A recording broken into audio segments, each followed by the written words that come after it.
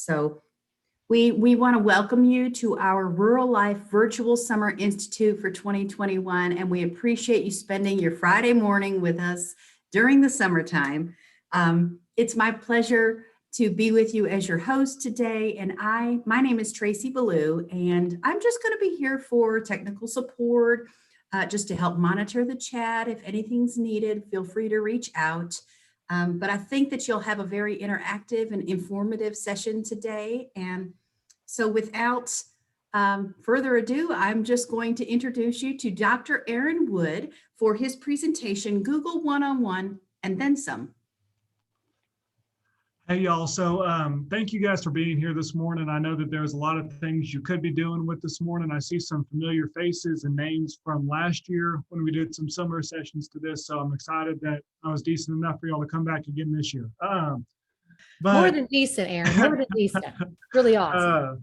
So I was born and raised in Colorado, so I tend to talk extremely fast. So the best way to kind of slow me down or to ask any questions is going to be the chat box on the far right, like Miss Ballou has already mentioned before. So send any questions into there if I go too fast and stuff like that.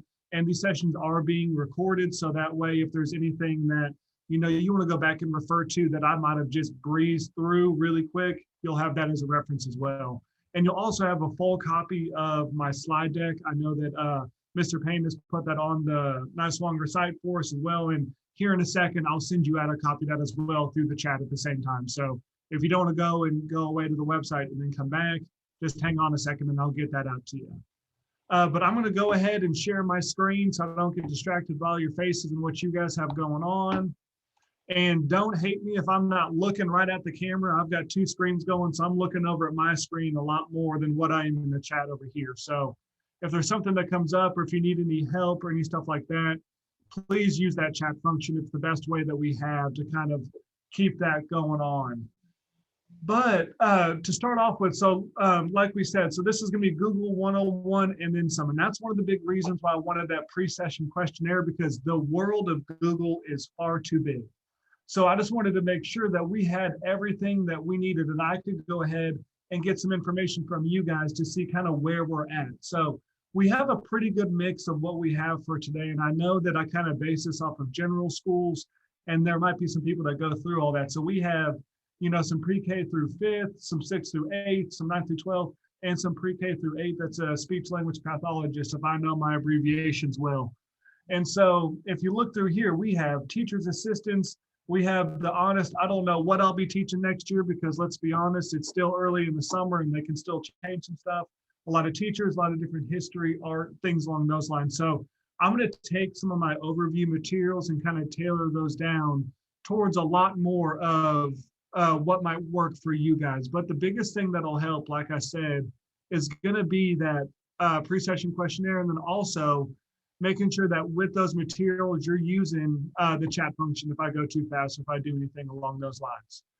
So a little bit about me. I'm currently the assistant principal at Fairmont Elementary School in Johnson City for Johnson City Schools. I've been in this role. This will be my 3rd year coming up. Before that, I was a high school biology and chemistry teacher, and then I also did all of the state testing for a couple years at the high school as well. So all the AP, IB, ACT, any acronym you can think of testing. That was my role and responsibility. So I'm glad to be back in the elementary world, but at the same time, there's always a little bit of change, because what works in elementary isn't going to work in a high school, and what works in a high school isn't going to work in elementary. So there's been a lot of flux with that. So I kind of bring a different perspective into those things. But just a brief overview. I know we've got a lot of varying different levels that are going on in here. We're going to mainly focus on docs, sheets, slides, forms, and then also we're going to look at some ways to organize your drive or to get that entailed. So that's the main Google apps. Now there's a bunch of spinoffs. There's drawings. There's all kinds of different things, which are great. But I think nailing down these 4 key ones will kind of give you the ground and the foundation to really launch yourself into what's going on. On this, Google Docs is used a lot. However, I feel like the functionality of Google Docs does not necessarily lead yourself to all the different capabilities of what you could have in your activities. So the biggest one that I'm going to focus on is going to be that, That chat thing's going crazy on me. It's going to be the Google Slides because the functionality in that is a lot better. You can do a lot more technology, a lot more integrations in that. And that's going to be the big one that I want us to focus on to start with after we get going, because in there, it's going to have a lot of it. Now, your slides is like that. Your sheets is about like Microsoft Excel. So looking at group presentations, probabilities, and then forms is a quick way to collect information. And that's how I collected your guys' information today. And here is what some of the results of that form would look like. So this is what you guys did. It took you about probably 30 seconds to a minute to knock out what you guys are looking for and stuff like that. This is a great bell ringer activity for your students if your district is one-to-one on Chromebooks or any of those other types of things, because you can have them come in, fill out a couple questions. You can have them do, some social emotional learning check-ins. How's your day going? Which smiley face better represents you and how you're feeling today? Is there anything that you want me to know as your teacher? And that gives them a safe place so they can put that on there. And that link can stay the same. This is the same pre-session questionnaire if you were here last year, I used for that. So you can reset these and kind of use these over and over again. But we'll dive into that a little bit here going forward. But the biggest superpower that Google has is that every single document, every single slide, every single thing that's on your drive has its own personal website or IP address. So on here, if you notice, I just highlighted on the top of my screen, that's the website for this presentation. Now, I'm kind of an OCD type person. I don't like people to kind of mess with my stuff. So if we have that, then what we're going to have is if I send out this link to anybody, they're going to have the ability to edit that. So if you notice here at the end of the website, there's that term edit or that verb edit. Now, I love you guys. I love what you guys are doing for students. You guys are great people, but I don't want you to be able to edit my slide deck. So like as a teacher, if you're presenting this to your class, you always have that one that will have that possibility that's editing what's going on. So instead of that, I'm going to change that verb to copy. So if I change that word to copy, what that's going to do is if anybody clicks on this link, they now are forced to make a copy of whatever you're sending them. So I'm going to copy this address and I'm going to go ahead and put it in the chat for us. And that way, if you click this link now, it's going to force you to make a copy of this presentation in your drive. So when you click that link, now you have a copy of that. Now, the only holdback from this is that as soon as your students make a copy of this presentation or whatever you're doing with this, then you have the ability, they don't have the ability to get any edits that you make. So let's say that you notice, that there's a spelling error because there's always at least one before you make your final copies. If you change what's on your slide deck after they've made their copy, it doesn't update on there. So that's just something to keep in mind. But there are more verbs you can put there. So instead of copy, I'm going to go ahead and put present. I use this for a lot of my teacher presentations. So that way, when they get this, they open it up and they don't have the ability to copy it or edit it. They can just see it and they can click through it on their own accord. So there's a bunch of different verbs that you can use. So I'm going to go back to my original one just so that way we can kind of see it and I can edit things as we go forward. But as you edit those things, imagine the possibilities of that. Let's say that you have a KWL chart that you're going to be using to identify how your students are doing at the beginning of your lesson.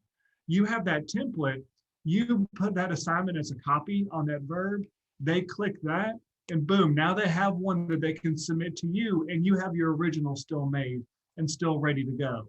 So as you go through that stuff, there's all kinds of different possibilities of what you could use those verbs for. And because of that, there's a lot of different things that we can use with that. So that's one of the biggest superpowers because all of our LMSs, I don't like to get very LMS specific, that's your learning management system. So you have Canvas, you have Google Classroom, you have, I think there's still some D2L users out there.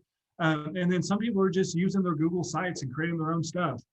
Each one of those allows you to add in outside content or hyperlinks. So those hyperlinks for every single item are up there on the top of your browser if you're working in Google. So that's one of the biggest superpowers that you have, because as you go through that, they're not going to be able to edit your original and they get their own personal copy in their drive as long as they're logged in that they can edit and they can use going forward. So if you think about all the different things that you give your students and you want them to have that as review, or let's just say you have a Venn diagram template that you really like to use, you would put that as a template online, force them to make a copy, and now they have that inside of their own drive, and they can either, depending on your LMS, there's in Canvas is a way they can auto submit that to you. In Google Classroom, you can do that as well, or they can just email you or share it with you inside of whatever email platform, whatever LMS it is for whatever your district has. So those edited links really do become a game changer for you because it gives a lot of access. The biggest thing is when you're using those links, over here in the upper right-hand corner, the share button, make sure that when you do that, you have it shared down here with anybody with the link in view. Now, you might want to limit that to people inside of your network or inside of your organization. Now, if I did that, the account that I'm using is attached to my school account. And that way, if you weren't in Johnson City Schools, you wouldn't have access to that. So if you're using it within your classroom, that's always a good fail-safe to have. The issue that I run into with that is if students are logged into their computers with their own personal accounts when I was at the high school, or when I was working at the elementary school, if they have the person before them is still logged in, this still gives them access to that. If I have it with anyone on the internet with this link in view, that does that. Now there's different options of what you can do there. You can do, they can become a viewer, you can have them comment, or they can become an editor. Editor means they have full access to everything. Commenter means that they can leave you comments on there. So let's say that you're doing a grade level planning with lesson plans and you have those inside of a slide. You can do that and they can come and be like, well, I think this is better suited for week 1 or for this unit or for something along those lines.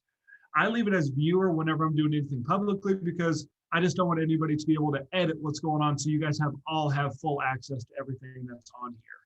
So with that, you can copy the link there, but like I said, again, it's also on the top here. But if you're going to edit that verb, make sure you go all the way back to that verb edit. And there's a bunch of different options out there. There's copy, present, download, all kinds of different things.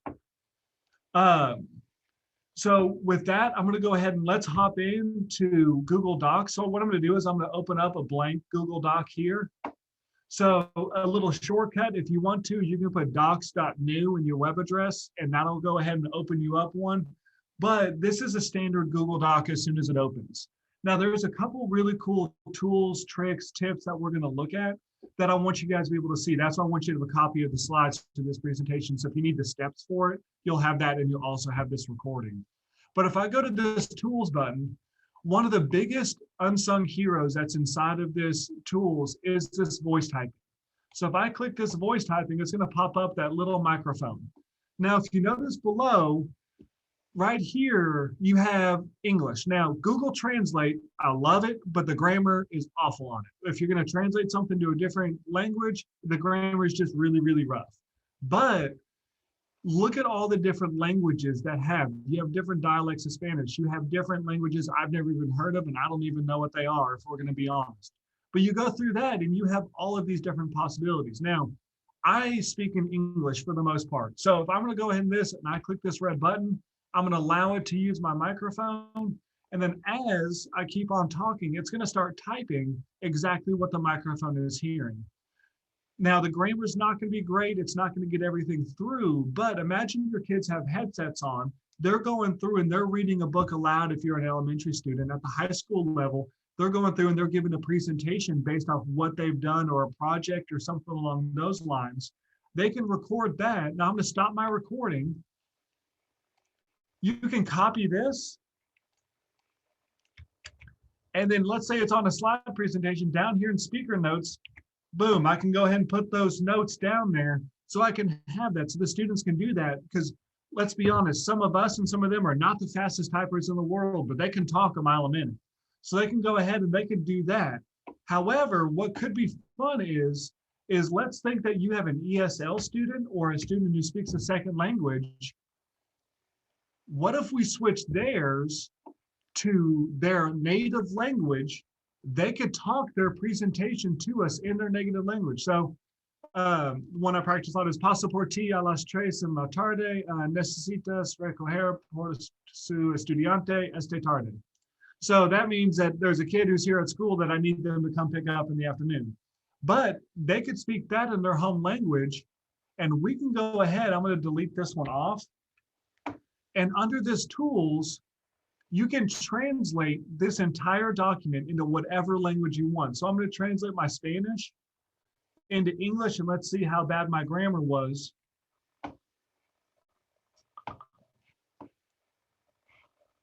And so this way, now, like I said, the grammar is not perfect and my Spanish is definitely not perfect, but it gets the point across. What is a huge help with this? I know in our RTI program, we send home letters to parents describing how their students are doing, their different levels, and those are really mainly based in English. But if I go ahead, you can take any document that is inside of your drive, if it's a Google Doc, open it up and translate that to any language. Imagine you're opening your letter. You can have, we put English on the front and Spanish on the back. However, we've had some students, when I was at the high school, who spoke some languages that we didn't easily translate. So with that, you could download that. Now, I will say, like I said before, the grammar on it is going to be awful, but I guarantee you it is a lot better than me trying to speak German to a family when I have no idea what I'm saying. If you're going to do individual translations, the website that I would recommend is deepl.com, and I'll copy and paste that into the chat feature for you as well. This one does a lot better when you're talking about the grammar and stuff like that. But I've used this one and the Google Docs to have parent-teacher conferences with students and parents, because they can talk into my computer, I can translate it, and then I can try to talk back and communicate back with them. It just adds a different level of that communication that I know is a frustration for not only us, but for the parents and students as well. Because we know that some of our ESL students really do know what's going on. It's just trying to access that language and get them to communicate that to us in their own way. So that voice typing feature could be a really big thing. I know that I used it for fluency and RTL lessons. I had the students read the book aloud, then read over what it recorded and say, is this really what it said in the book? Or where did you kind of get lost? Or what kind of errors can we look at for your fluency? Moving on from that, so we have the voice typing, translate documents. If I went through that too fast for you, here's all of the steps for you. So that way you can go ahead and have the steps for that as a kind of reference to refer back to, because I know that you guys are going to sleep a couple times before you want to be able to use this. So I know having those steps there, so that slide presentation will have all those for you. Now, the Explore button. Now, this is going to be your best friend. So if you notice down here, the best way to describe it is a window with curtains in all four corners.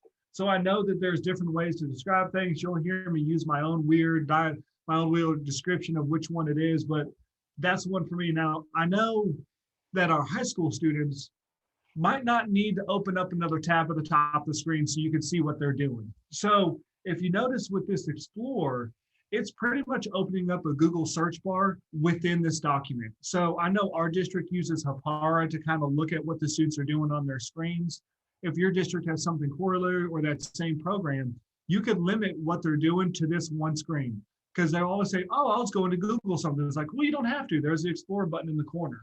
So let's say that I was doing a presentation. I know what some of our students are reading about is The River by Gary Paulson, because I know all the kids love the hatchet at the start. So I go ahead and I find, let's say that my kids are doing a research project and they're going ahead and bring back some resources, some background. What is the background to this story? If you notice, you search for that in here. You can search the web, you can search for images, and you can search in your own drive. Now, I don't have anything related to the River, Gary Paulson, in my drive. If I did, it would pop up here and you can use that. But what's nice is if you search inside of here, it goes through your school's internet filter. So there's no other way. Anything they use on here is copyright free. They can use it, it's all approved, and it's gone through your filter. So let's say that they do that presentation and they say, Gary Paulson wrote The River as a sequel. So let's say that you know that and you're asking them to really cite their work. You really want them to use that and use the citations feature. Well, I mean, when I went through my dissertation, citations were the hardest things that I did. Over and over, it was rough, and I messed it up every time. I think I was on the Purdue OWL website about every day trying to fix them. But if you hover over the resource that the student used, you notice you get those quotation marks. You can go ahead and click that, and then boom, down here on the bottom, you have a citation already done. It's already in correct format based off what you want it to do. Now, I'm not an English person. I'll tell you that first and foremost. I was science and math all the way. So I know we have some MLA junkies, some APA junkies, Chicago Library. I've never used that one, but I know that it's out there. So with that, if you need a different format, you click this snowman and you can choose which format of citations you want your students to use. So if I went ahead and did APA and I go ahead and I click that same thing as a citation, notice it does that same thing, the same resource in that as a citation. And it puts a little footnote right there and it does the citation for you in there. So that'll help your students be more aware of, what do I need to cite? Is this an original idea? No. Well, how do I do a citation? Well, the first thing you have to do is give them credit. Just click that button and cite it as a footnote. That gets them in the mindset of knowing that citations are a thing and that they are important. And like I said, that happens. So you can do that with images. So you can go and add in this image. And then if you hover over that image, it'll tell you the link of where you got that from. So if you notice there, it has that and it has the exact website where you got that from in there. So that Explorer button really gives you that ability. Now, I know that hyperdocs are a big thing. A hyperdoc is pretty much like a choose your own adventure book inside of a document. If you have that, this drive function is going to be your best thing. Let's say that you were going to do, introduction, week 1, week 2, and so on and so forth. And let's say that you wanted to link those to different things and have this be an overview. You could go ahead and link something to your drive here and turn this into a hyperdoc, or pretty much a document that's full of hyperlinks. You can do a hyperdoc in both slides and docs, but a lot of people like to use the docs as an overview because it's easily editable. So like I said, for those citations, you have that there, and here's steps that'll help you follow through with that and kind of get that information. So in case you want to give these to your students, please use these, copy these, do whatever you want with these. If you don't like my color scheme, you're welcome to edit it, do whatever you want with it, because these steps are out there. And to be honest, a lot of things with Google, you just Google it and it tells you exactly how to do those things. But I want to move on to slides. I think that slides is a really, it's more in tune with all the things that you could potentially want to be able to use in there. So this is just what you open up when you open up a brand new, unedited Google slide deck. So in here, you have all of your themes on the far right.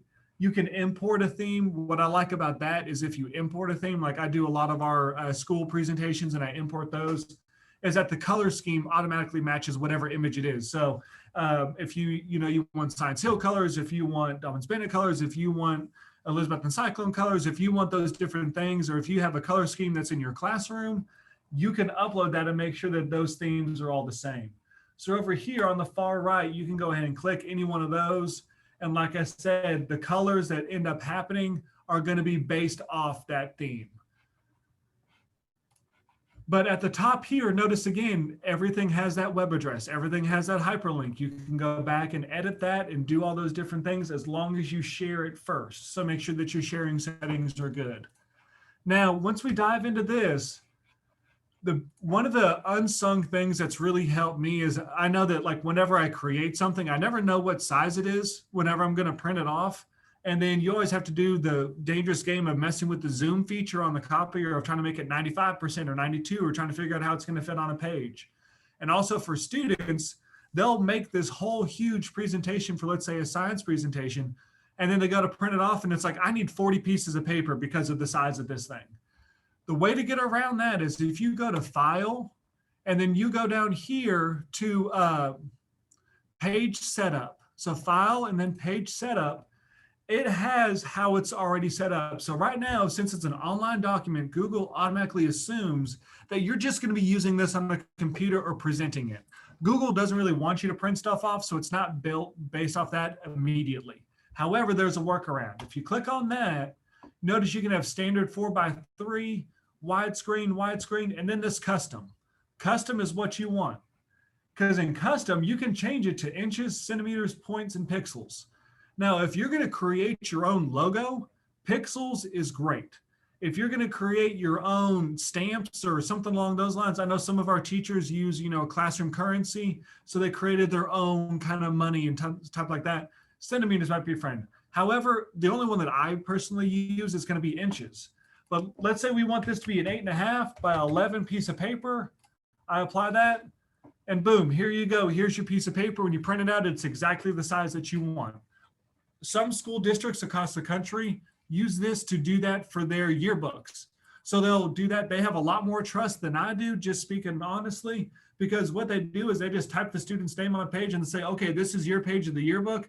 Fill it up with whatever pictures you want. But what I think that this could be a great benefit for is we've all done book studies, book reports, lab reports, stuff along those lines.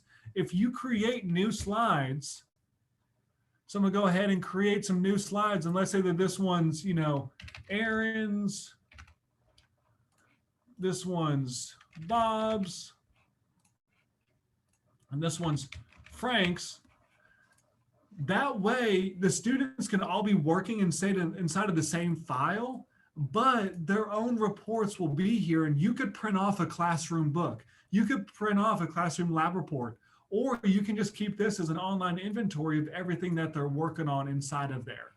Because all you would have to do is put this link that they can edit it, make sure you share it, and then the students are in there. Now, we all know that there are some students that like to go in and mess with some other people's slides. So let me go ahead and let's just say that, this one is going to be a research project about penguins. Whoops, wrong place. So this one's going to be a research project about penguins. And I go ahead and I put this image into my slide. So that way I can have that, and that's working in there. And Frank's over here and he's doing something on, let's go with elephants.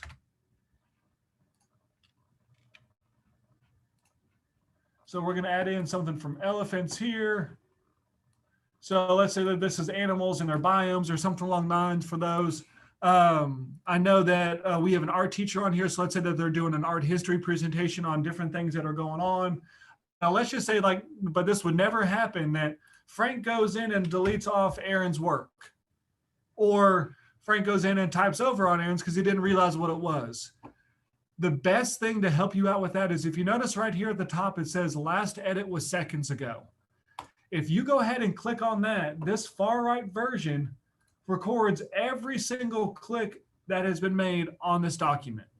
And it says who it is. So as long as your students are logged into the browser, they can do that right over here on the far right. So they'll have both a color and their name that they're logged in on. So because it's just me logging in, we can go ahead and do this, and you can see who actually made the changes to it.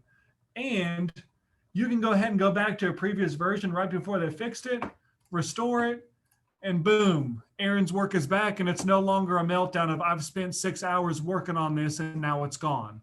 So you can go ahead and edit all of those things going forward, and it has that restored version. So you can have that. What's also nice about this is right now in this age, we're doing a ton of pre-test and post-test, pre-assessment, post-assessment, stuff along those lines. Let's say that you just have them do a think board. Okay, what do you think is going to happen in this story? What do you think is going to happen? Predict the ending. What themes do you see developing? And you stop and you have your students do that. Then you have them go back in at the end of the story and be like, okay, were you right? Delete off the ones that were wrong. Edit the ones that were right. Go along those lines. You can go in here and you can name, if you click this snowman, you can name the version. If you stop them at a certain point, name that. Okay, this is their pre-assessment. Okay, this is their post-assessment. And you can click back and forth between the two. What's also nice is with that naming versions, if you do a classroom newsletter, if you do a school newsletter, if you do a weekly something for parents, anything along those lines, you can use this same format over and over and over again and just change the version. So yeah, so Dara asked, would it delete off the versions from before? Yes, it would. But typically for those, you can go ahead and edit back. So even if I restored that version, I can go back to the original one before that he did delete off that stuff too. So right here where it deleted off that, you can go back to any version that there is. So as the students keep on editing that, you can go through that. A lot of times what happens is that this is when somebody's done and then they're going through to the presentation and knows that it's all disappeared. So there are some kinks with that, but you can go do that and you can make a copy of that version and then restore your edited one back to the original. So let's say that I wanted that, Aaron's was done. I'm gonna make a copy of that so I can save his work and go through it that way. So there are some workarounds to kind of get around that. But when you do that, notice that this website never changes no matter what I'm doing over here. So if you have just one place on your home webpage that you're doing, this is the weekly update, this is your weekly overview, this is, my letter to parents, you can just add a new slide right here in the front of it. Boom, when they click on that same link, you can go through that. If they're like, well, I wasn't here that day, I don't remember what happened the week before Thanksgiving, you can go to that version history and bring that up, send it to them, and then you have no issues at all about what's going on. So there's two different ways that you can do that version history as well, and we'll go into that when we do drives. For your slides, I have in here some template examples, so I'm going to make a copy so that way when you guys do that, you guys can make a copy as well. Imagine that you have this inside of your chart. So you have this inside of your slide deck. Your students are going to do a KWL chart. Notice that as you go through that, the way that I did this was I downloaded an image and I set that as the background for my slide. So if I change the background, students can't edit what's in that background unless they change the background themselves. But then you just put little text boxes over the areas. And then you have your students that can make a copy of this, do their own KWL chart, and your template will never change, because we all know with some of those online things, if you send it to them, they'll find a way to edit it and mess it up. If you keep that as the background, you won't have to worry about them doing that, because unless they go in, and I'm clicking away like crazy, unless they go in and change their actual background, that's the only way that they can get rid of it. So that way you get that edited things and you can have that as a template. So think about KWL charts, Venn diagrams. Some of our teachers use this for their book reports. They can go ahead and go through there. You have science projects. You can choose your background to be anything that you want, and that way they can edit that. And like I said, I have the template examples here, so that way if you want to copy that, you can see that at the same time. Here's the steps for customizing the size of the slide. Some things that I have done, I've edited to be 8.5 by 11s. I've edited to be note cards. I've edited to be a poster board. So you can do 11 by 17. Let's say they're doing a project and you want that to be their presentation size. You can do that. We have other ones that wanted to print out what it would be for, one of those bifold science projects. You can change the size to anything that you want, as long as you have the dimensions right. Realize that the 8.5 is going to be your tall side, and 11 is going to be your bottom side. Otherwise, you can switch it to 11 by 8.5, and that'll be your landscape if you want it that way. So you can go ahead and create what the book would be. So there's the steps of that. And then once you have it finished, let's say that I want to go ahead and publish this to the web. So I know that we have some TVs around our school building that we like to use for announcements and for things along those lines. Our students this past year recorded some carols, some holiday carols closer to the year, and I wanted to have those playing inside the lobby, so as students went through, they could kind of look at those and have some fun with that. If you go to file and publish to the web, you can either do one of two things.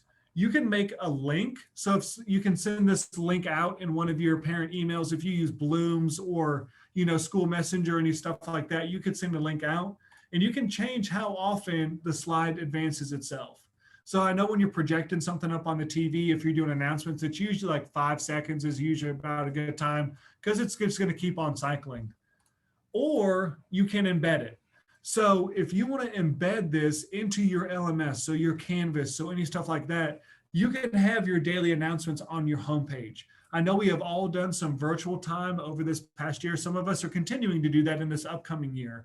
Embedding those things will really help you go through that and use those options to embed your material. So let's say you have a daily agenda that you just want to edit. That embed link will be updated as you continue to change your slide deck. So you don't have to publish it every time. As you edit this, it'll go through. So I know that with our school announcements, one of the things that I'm working towards is sending out just the link to all of our staff. So if they have an announcement they need to put on there, they can edit this and it's automatically updated throughout the school. So if you're in the library and you want to do new books or book reviews and your students complete something, you can upload that in there and then they can use that and keep that going without having to change anything with your link. The biggest thing, like I said, is going to be that. So you can change the size. So if you want it to be a certain size, you can. Auto advance the slides. And then you can make sure that it starts as soon as it loads if they click on it. And if you don't click this restart, it'll just go through once. If you want it to run on a loop, make sure you click that restart the slideshow after the last slide. So that way it'll keep on cycling through that. Even as people edit it, those new slides will get in there and they'll keep on going. And then down here, you have the different settings. You can restrict the access. Let's say you only want people inside of the Niswonger Foundation to have this. You can click that. If you only want people inside of your school district to have this, let's say that you're going through and you're doing brags or celebrations on students, or you have some student pictures on there, and there's some students whose pictures aren't able to be published outside of the school. You can restrict access to that to where only people inside of the school system that are logged on with one of their websites inside of that district can access. So you can restrict all that stuff to kind of make sure that stuff stays secure, but we can still celebrate those students in the same way. One thing that you can't do inside of Google Docs that you can inside of Google Slides is insert your audio. So you can insert audio from two different ways. Number one, you can record yourself as an audio file, upload that to your drive and embed it, or over here, let's say that we have this, so we're back to my presentation. I'm going to go ahead and get out of this change views. So I'm going to insert audio. And over here, these are all the files that are inside of my drive, all my different test files that I've used before in the past. So you have shared drive shared with me. So I had an inference song shared with me from some of our RTI work. Or you can insert a video. This is the easiest way in the world to do it. So you go to YouTube. Let's say we're going to do Pete the Cat,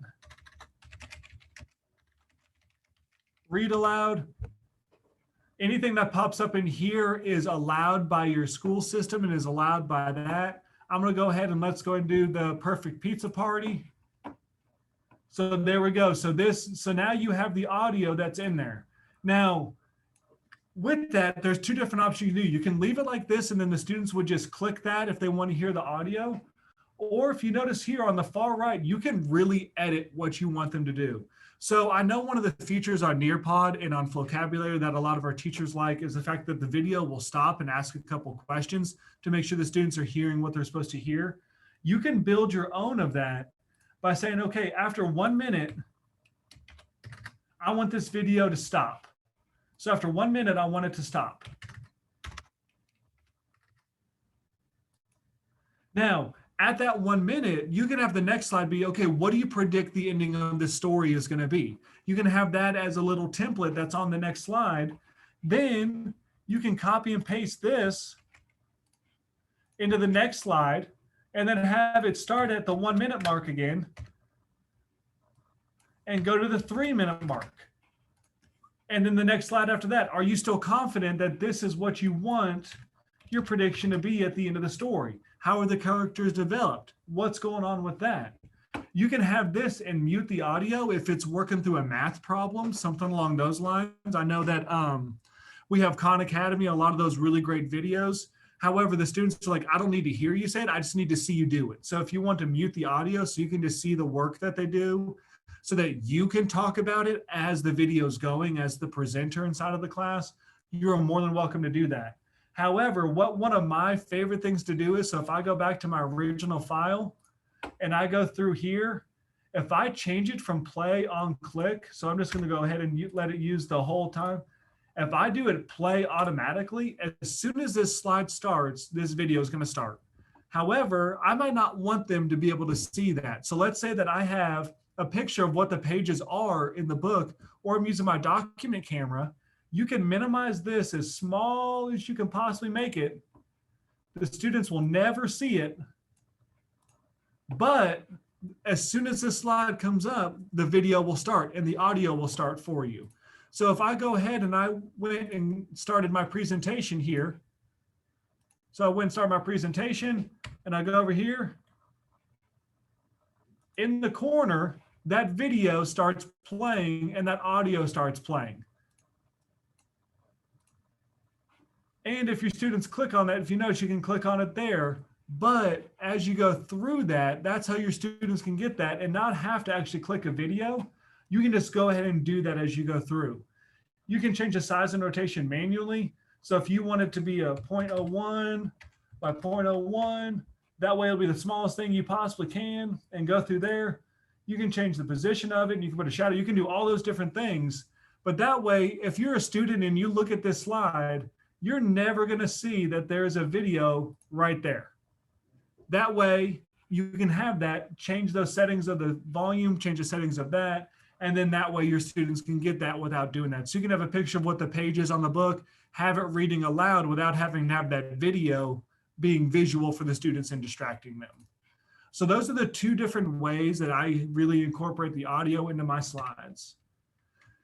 What else is nice is down here, you can do closed captioning. So if I go ahead and let's say that I'm presenting this and I have some students that might be hearing impaired or something along those lines, I can go ahead and write, well, let's see if it'll let me work on this one. I'm going to move this.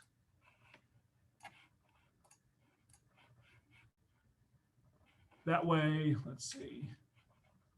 So we'll go back to here and present this.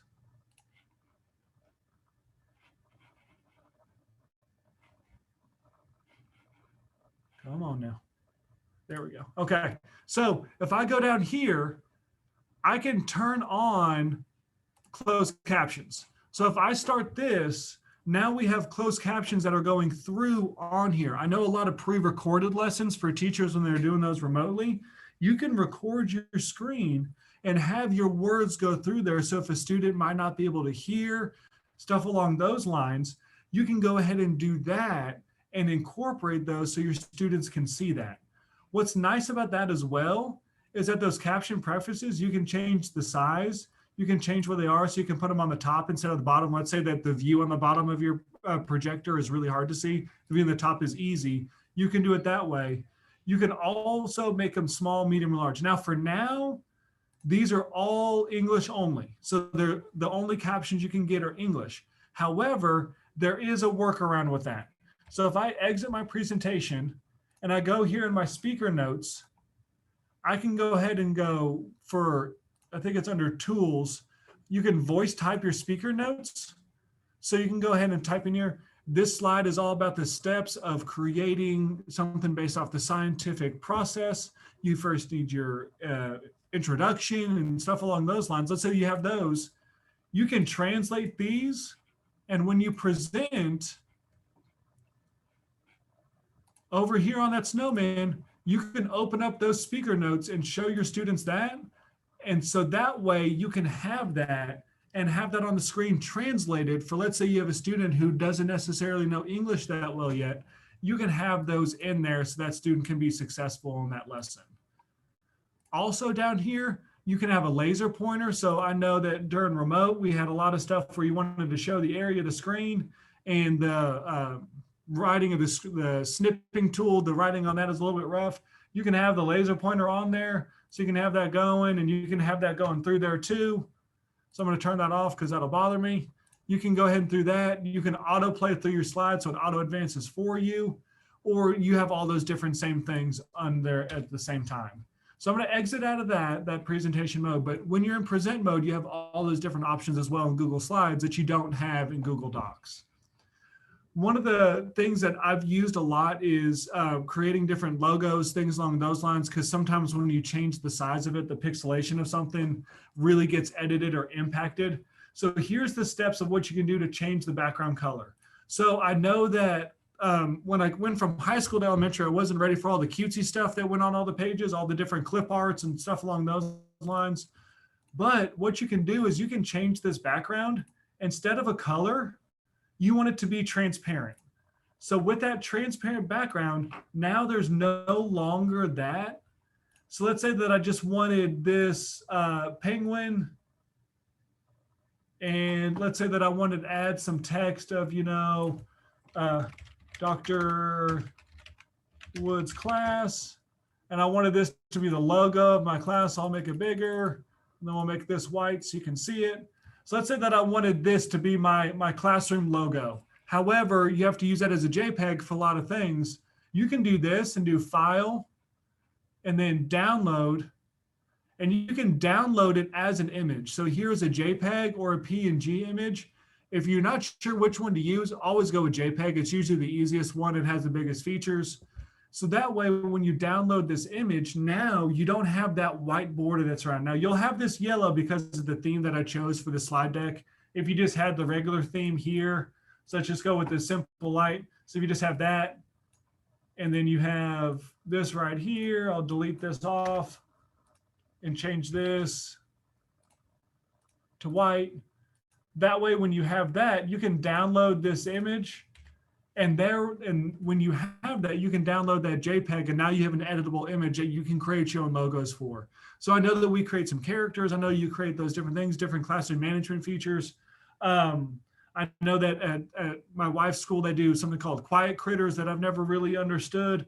But with that, if you want to create your own images and stuff like that, you have the ability to do that in here and create your own logos. Because you have a transparent background, it won't download with that white in the background that really irks you and you have to copy and edit and change all those different things. If you're going to use it as clip art, though, PNG is the best to use for that, just because the editing of that is a little bit better. But your JPEG is what's going to be most accepted on a lot of your different platforms. So I know that I've wanted to use the Fairmont Elementary logo on some stuff. I've copied it, put it in a slide deck, use a transparent background, and then I have that now as an editable image I can put on top of letterhead. I can put in my slide decks. I can do all those different things without really having to find that original image file that the school system probably won't want to share with you. You can create drag and drop activities. So imagine it's like here, let's say we have a KWL chart, and you have the big things that you want the students to know. So I want them to know, the steps of the process. I want them to know, let's say, what's your goal? And stuff along those lines. You can do that. And the students, if you have that as a background, you can drag and drop those things. However, when I was a biology teacher, I wish that I would have had this, because imagine now I'm going to go ahead and let's say the background, I'm going to choose an image. I'm going to search Google. I'm going to do, let's say that one of the things that I know that every biology teacher is going to have to do is going to be parts of the cell. So with that, let's say that you make this image your background. So you make that image your background. You go ahead and let's put some blank text boxes right over that. We'll do the fill as white so it blends in. So I'll do this. I'm going to copy this one and drag this one over so it covers up this.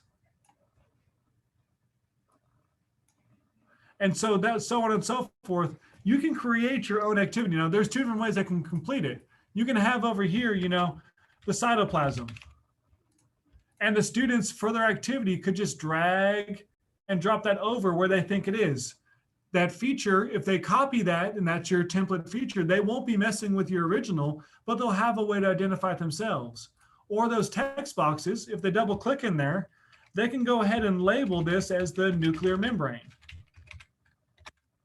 So you can have all those different things and different functionality based on that. Now with this one, because the size of it is really irking me, what I would probably do is insert a shape here, block that out, make the color white, and then have this as a drag and drop on top of that. So that way, so I'll bring that to the front, and you would do this before you would go ahead and give that to your students. But that way you have those same things that they're labeling and going through that. So you could have a different activity where the first slide, they have all the answers. Second one, they have to drag and drop it over. And then the third one, you can have it to where those empty boxes that the students have to type in themselves. So with that, as you go through that, you have a lot of those different options that are in there. When you think about templates, there's one that our math teachers, our elementary math teachers use, where it's a tree. And then on the tree, there's a bunch of apples, and on those apples are numbers, and the student has to take the number of the apple and drag it into the basket to make sure that's the student showing that. And if you're working on an iPad or something like that with the touchscreen, kids love that, but you don't want them to move your background. So anything that you don't want them to move, you just insert into there as a background. And if we go back to the last step, you can make any slide you want into an image. So you can add all of this stuff in there, download that as an image, set that as your background, and now your students can't move anything that you don't want them to move. So that template feature really could help you out for a lot of distance learning, remote learning, but also kids just love to drag and drop stuff. So they have the ability to drag and drop anything onto that slide deck as long as you put it in the background. Anything that's in front of that, they have. And if you change that edit verb again back to copy, now they have their own copy of it, as long as you share that with them at the same time. So forms and sheets, we're going to go into that for a little bit. I know that I'm talking really fast. I'm going to try to get through this so I can have some questions at the end. And thankfully, this session's being recorded because, like I said, I know I go fast, and that way you'll have this as a reference to go back to. But if I go over here, so if I have my form, so this is what my form looked like when I created that pre-session questionnaire. Simple questions, simple way to set it up.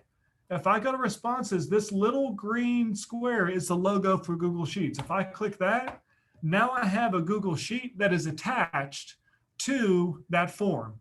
It has the timestamp, it has how people are doing, it auto fills this. You can double click here at the top and it'll fill out to the longest answer.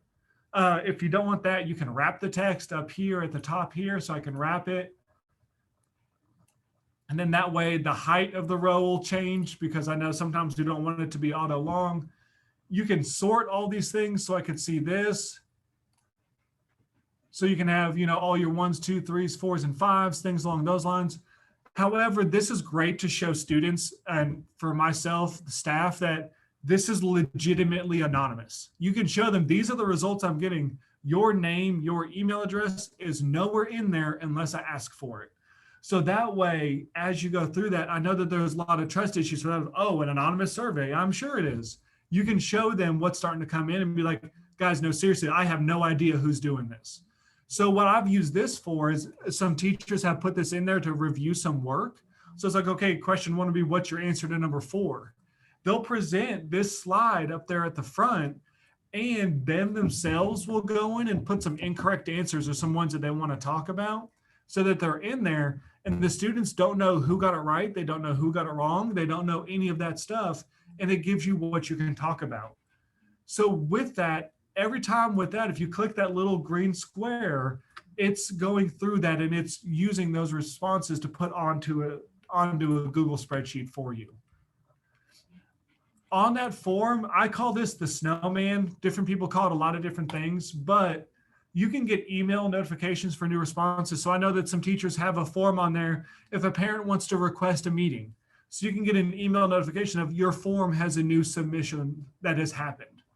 You can choose the response destination. So I know that at high school, when I had 4 blocks, well, I had 3 blocks. When I had 3 blocks of the day, I wanted all the data to go onto one spreadsheet. I didn't want 3 different block spreadsheets. So I could go ahead and select a response destination and make sure that all 3 of them go into that same sheet. Unlink form. Let's say that you're going to use the same one for multiple classes. If I unlink this right now, any new submissions won't go to this spreadsheet. So this spreadsheet was set in time. That's what I do after every presentation. I unlink the form then I delete the responses, because that way my form is fresh and ready to go. You can download the responses, you can print the responses, and then if you've unlinked it, you can delete it. But if you delete it and you don't have the sheet behind it, they're gone. So just make sure that you're choosing that the right way. Over here, if I go to general settings of our form, so that's going to be this right here, this little gear. So general settings, you can get it to collect email, and you can have them submit response receipts. The problem with that is if it's going to collect emails, they have to be logged in their Chrome browser with whatever account is going to be doing.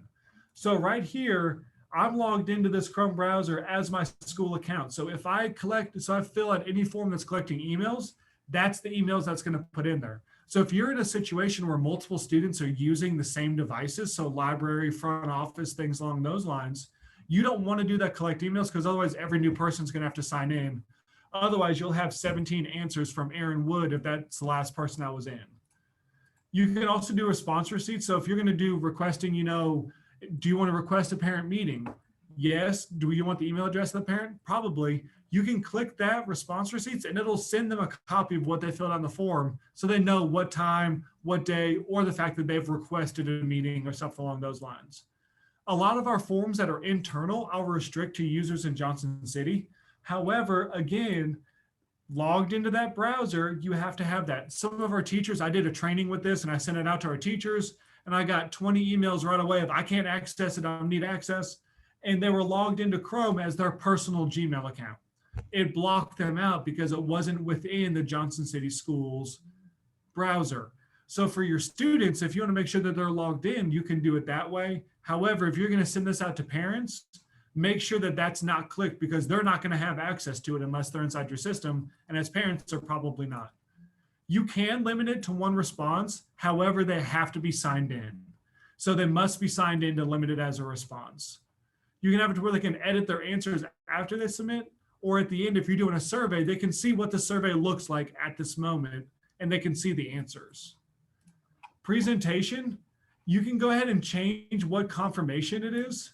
So with that, when you guys submitted the form, it said, thank you for the information, I'm excited to work with you today. Or you can change it to where you can put a hyperlink inside of there. You can put that in there. So let's say, okay, now that you finished your how are you today, open up our beginning activity and get started on that. And that hyperlink will be right there for the students to click. They don't have to go anywhere else. You can have as many hyperlinks in here as you want. Do you want to start with math? Do you want to start with reading? Do you want to review this? Watch this video, do this vocabulary, and you can incorporate any hyperlink.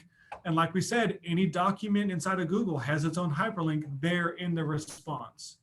You can make it a quiz. You click here, and you can go ahead and do whatever they're going to see. And what you have to do if you make it a quiz is when you go back to questions, you're going to need to make sure that over here in the snowman down here, you're going to make it a certain number of points. So make sure that you do a certain number of points on there. Otherwise, it's not going to be saved as a quiz. So you have to make sure the points are on there. Sorry, I know I'm going fast, but I'm seeing the time starting to come down on us. So these are the potential uses of forms that I've used for. And I knew that I'd run out of time probably. So what I did is these are different things you can do inside of the Google Sheet. I know that you usually only look for something to do in a sheet whenever you're exactly trying to do it at that moment. So you have different things like control and find, freeze, rows, columns, and then enhanced tools, conditional formatting, stuff along those lines. You can go through that. So let's say that in here, I only wanted to focus on the responses of people who, we're going to go ahead and I just want to see what they're going to do for the ones. So I'm going to go ahead and click a filter view. So I'm going to create a filter. So I'm going to create a new filter view. And let's say in here, right this, I only want to see, I don't want to see everything. I only want to see my twos. Let's just say that. I want to see the people who said that there were 2 on this. It'll go through that and do those things. If you're doing this for your data analysis and you want to see what your students who got an A, B, C, D, whatever it is, and what they struggled with, you can filter that by anything that you want. I go ahead and I click all these back on. Now all these back are on and they're good to go. So in here, you can do that by no or yes. You can do that by before a certain time, after a certain time. You can do all those different things inside of that filtered view. I know that for us, we also use this for grade levels. So I can see how many we have for different grade levels. And I can also see different things like different traits, characteristics that's going through there at the same time. And then for that, you can go ahead and do filter views, go ahead and click off none. And now you're back to your original file here. So if you're sending that out for a big data analysis, pre-test, post-test, if you have that as a column, you can filter just for pre-test, you can filter just for post-test, all of those different things. And the steps to create those, I found an awesome resource. So the steps to create those are all different YouTube videos. So that's linked to all those different YouTubes for you, so you can have that self-learning as you go forward. There's also pivot tables and graphs. Those are things that are really good to help with data analysis, because elementary students might not understand, this, but they can see a bar chart, be like, ooh, that one's really high. What does that mean? And they can go through that. Or you can use your pivot tables as you filter things to go through that. So I use those pivot tables when I was looking at demographic data on the ACT. I wanted to see how our different subgroups were performing, and I could filter that based off that pivot table. I have an example data set for you to use there. I've also done presentations on what's called Autocrat. So Autocrat is using robots to do the work for you behind the scenes. Discipline referrals was the number one thing I used this for. As you did that, you could have a student submit a form. You can have a teacher submit a form, shoots out a template email to all the administrators or whoever you need. Then you have that, and you don't have to worry about checking this form all the time. It'll auto send stuff to you. So I've included all my steps for how to do that as well. So there's steps to create all those things. That's how I personally created the certificate of attendances for our in-service sessions here at the school. They would fill out a form. It would shoot me the answers and shoot them back a certificate. So you have all those different things in there, and there's the steps to complete those as well as a YouTube video of a guy who goes a lot more in depth than what my steps are for you. So my goal was to finish right at about 10, and I went like a cannon, and we went extremely fast. But I wanted this to be the opportunity for Mr. Payne to not only send out that information, but for me to answer any specific questions for some of you guys. If you have some specific ones to do that, I wanted you guys to have some time to process that. And I know I went a mile a minute through this. So I wanted to have some times if there are some specific things that I went through that you want some more steps to, or if you just have some different questions as to something I might have mentioned that didn't make much sense or you wanted to go through, to have that as well. So I'm going to go ahead and stop sharing my screen, and I'm going to go ahead and move this back towards the group view. So that way we can kind of move on to the next phase of this, this presentation. I just really appreciate you guys being here with me. Appreciate you guys spending your Friday morning with me. And I just hope that you got something out of this that you can use right away, and some more things you can dive into as you go forward.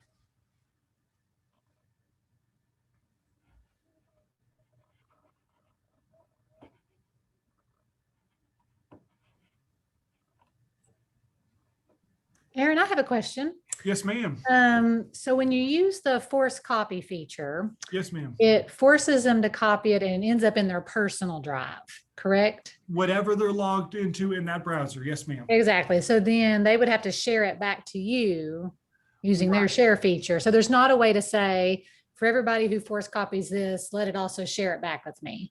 There is in certain LMS systems. So in Canvas, there's the ability to do that. Google Classroom, if you upload that as an assignment in there, you can do that in there as well. But I try to keep it as general as possible because I don't know which LMS each one is using. But yes, there's a way to do a Google Doc Cloud assignment that they can share back to you immediately, and you can do it in SpeedGrader and Canvas. Google Classroom obviously has that because they want to build that back in. You can put that as an assignment in there and they can share it back. But for some of the districts that don't have one of those two, I know most of the area has gone to Canvas, but a lot of them are still using Google Classroom. You can do it that way, or they can just share it back with you at the same time. You can kind of keep a running log as well. Very cool. Thank you. For families with no access, can you print off those forms made? Yes, you can. You can send them that, and then you as yourself, what I would do is I'm going to share my screen again one more time. So with that, what I would do is I would click this preview button, And then as they submit those paper ones back to you, you can fill out this form as that person to get all of your data in one place if you want. But you can print this out and send that home for some students that don't have that internet access in order to create that. And then you can input those answers yourself to do that at the same time. So I think that, I hope that helps, Jackie. If not, let me know. And Aaron, Autocrat, is it free and is it an add-on or a plug-in, or how does that work exactly? Yes, sir. So it is free. It is an add-on. So it is an add-on within Sheets. They have some paid features that you can do, but everything that an individual would want to do is free. If you have an organization that's doing like multiple or thousands of this at the same time, then Autocrat probably will have some type of fee associated with it. But this is how I make all of my RTI letters. This is how I make all of our discipline referrals, all of our library inventories, all that, because you can use it based off a template. We have another question in chat. Is the preview option the most friendly version of the form? I think they're pretty just corollary between the two, because Google itself isn't really built for printing unless you change the settings of that page setup. So one thing that I know that I have done has been I've zoomed out of my form and used the snipping tool to do it. But if you just right click and click print, you can change the zoom over here on the more settings. So if I'm going to go ahead and so I'll share this again over here. So if I share this, so if I go into the print here and you do your scale here and you do custom, you can sometimes get that down to 1 or 2 pages, but it's never going to be ideal of what it's going to print out as, because Forms is only built for online submissions. So they're not really doing any of that data stuff to create a printable version that's really neat, but it does work in the meantime. What I would recommend doing instead is doing a Google Doc version of it, sending that home to the parents, and then just uploading the answers that they fill out for that. Can a Google Another question is, can a Google quiz be transferred to an assignment in Canvas? Absolutely. So it absolutely can. The biggest thing is with that, when you input that, you can go ahead and have the two talk. It just depends on, the biggest factor for that is what are your system's permissions when it comes to the Google Suite, and then what are the Canvas settings. So the possibility is there for that to happen, Richard. However, if you're going to be doing a quiz in Canvas, using that quiz feature more than likely is going to be your best feature that's just already built into Canvas if you want it to also communicate with your gradebook. So I know a lot of those have passback between the Canvas and the gradebook. So using that passback feature usually works a lot better if you use a Canvas quiz instead.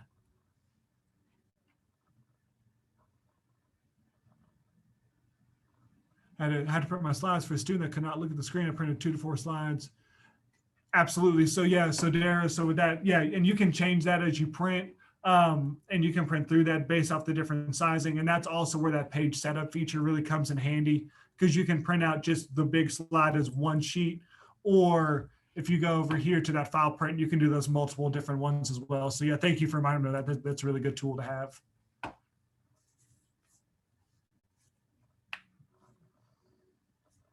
My students using their passwords. Unfortunately, username and passwords are rough. I know our school system doesn't recommend us having them save their username and passwords, because that means the next person there can get on and be them. That's one of the reasons why I'm a huge proponent of Chromebooks if you're going to do one-to-one stuff with Google students, because when they log into that Chromebook, that's pretty much like them logging into that internet browser and they're ready to go. Some of our teachers, what they did was they assigned students their own device when we were one-to-one in those classrooms, and just took a little sticky note and taped that on the bottom corner of them. But for actual keeping with the passwords, unfortunately, no. Google Keep is a way to do that. However, for some of them, it's their Google password they can't remember, and they're going to have that to get into Keep. So it kind of runs backwards. The biggest thing is just don't leave it as a sticky note on your desk when the next person comes in and logs on. But no, unfortunately, without saving it, there's not really a way to do that. Can we use the, I know that with active boards and Promethean boards, I haven't used one of those in a while, but I know that active Inspire lessons are the ones that do a lot of that drag and drop for the file type on those. However, if you can just go into projector mode, they can. One thing that I would recommend doing is having a wireless mouse that the students can use on their desk. So if you're using that Promethean board and you're projecting from your computer, what I have right here is just a little wireless mouse. It has that. Put that on the student's desk and they can drag and drop from their desk to work around that file type thing. Because I know active Inspire lessons are really, really, really nitpicky and a lot of things don't really work unless you're up there on the board, but you can use a mouse to do it. Wireless mouse is the easiest way I've used to kind of work around that formatting thing. And then Promethean boards, I'm assuming they work the same way. I don't have nearly as much experience with those, but I'm sure they have their own different file type that works the same way. But that wireless mouse on a student's desk is the best thing because then after that, you can take it away and they can't mess with anything. So for the voice typing, as far as I'm aware, they're developing the feature to automatically translate the words as you're speaking it. However, the best way, it's okay. Ben, I teach science. You don't have to worry about the grammar. I promise you're fine. The your, there. I'll butcher it with you all day. But you can go ahead and translate that. The best way to do that is, like I said, go through that and then copy and paste it. But if you're going to have a parent conversation, because I'm assuming when you do that, you want that to have that quick kind of translate, that deep L translator is going to be your best bet because they can talk directly into that. There's a phone app for it as well, or you can use the website, talk into that when they take that step, translate it over. You can talk English back into it, translate that back over, but that phone app for that's probably going to be your best option. But as far as I'm aware, they're developing that to where you can talk and it'll translate, but it's not quite there yet. It's been my latest understanding unless something has changed.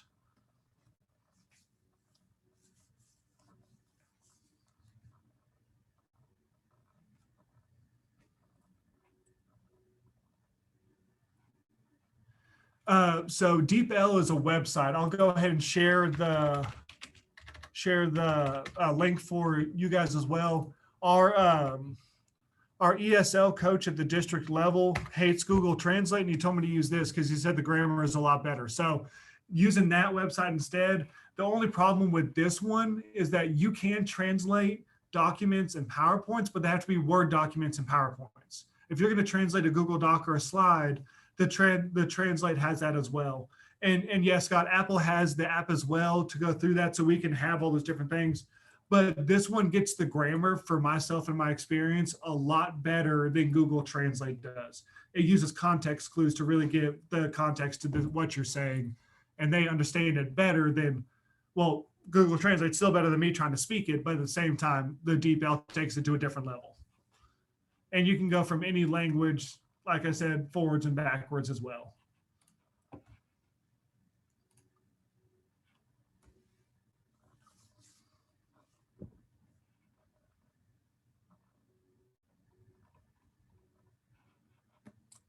I feel like I've talked a mile a minute, y'all. I'm sorry.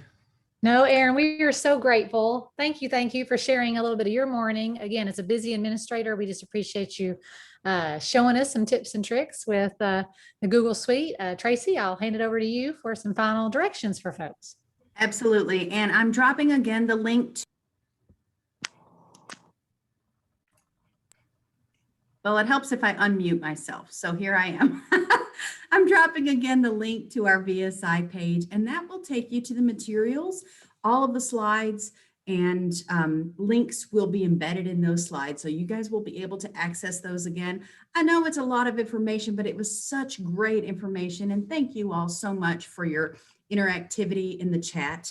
We would very much appreciate if you guys would take a minute, and John is dropping the link to our evaluative survey. It just takes 1 minute, but we appreciate your feedback. We want to know what things to do better, to improve on, and what to do more of. So we appreciate Dr. Aaron Wood today for his Google 101 and then some, but we also appreciate you all for coming and spending some time of your summer.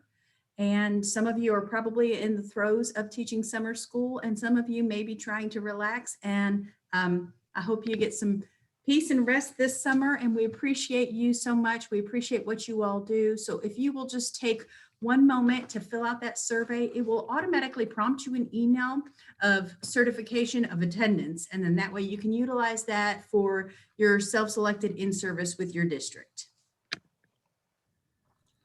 And while y'all are finishing that up, Janet had one question. For the docs, yes, you can. If you just go to the file on there, file, and then you can print from there in that command screen, Janet, to print off the translation as well.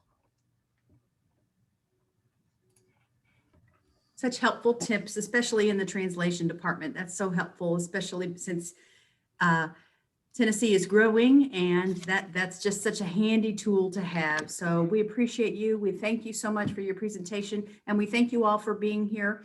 That evaluative survey will stay open for 15 minutes. So if you want to go ahead and click on the link now, it'll open up a new tab. That way you can complete that and receive your certificate back even after the Zoom has closed. So again, thanks for being here.